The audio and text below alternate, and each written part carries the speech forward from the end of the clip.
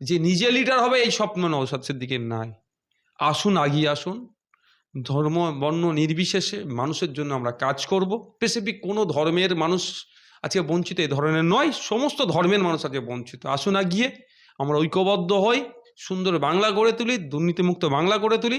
আসুন, প্রস্তাব দিন আমাকে। আপনার নেতৃত্ব যদি বলেন লড়তে হবে, নওশাদ সিদ্দিকী প্রস্তুত আছে, তবে হ্যাঁ, একটু চোখ কান খুলে রেখে আমি লড়াই করব।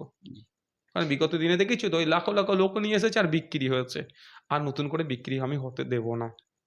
আমি অফারটাও দিয়ে রাখলাম যে আসুন ঐক্যবদ্ধ লড়াই করি। আচ্ছা, ঐক্যবদ্ধর এই যে কথা আপনি পুরো বললেন, নওশাদ সিদ্দিকী অন্যদের লিডারশিপে লড়াই করবে, মানে আপনি লিডার, আমি তার আপনার পেছনে থাকবো।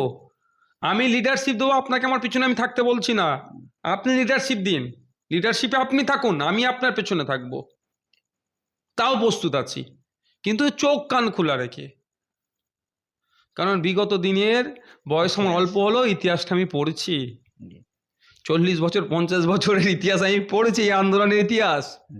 আজ থেকে আলিয়া বিশ্ববিদ্যালয়ে নিয়ে সমস্যা হচ্ছে না।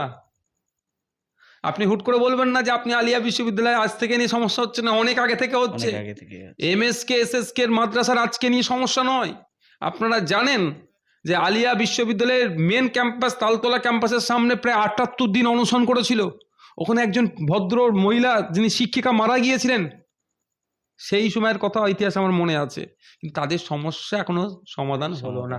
এসেছিলেন কে? পার্থবাবু এসে জুস খাইয়ে অনশন ভাঙিয়েছিলেন। আলিয়া মাদ্রাসা বিশ্ববিদ্যালয় নামকরণ প্রয়োজনে দিয়ে দেবো, তোমরা অনশন ভাঙো। পার্থ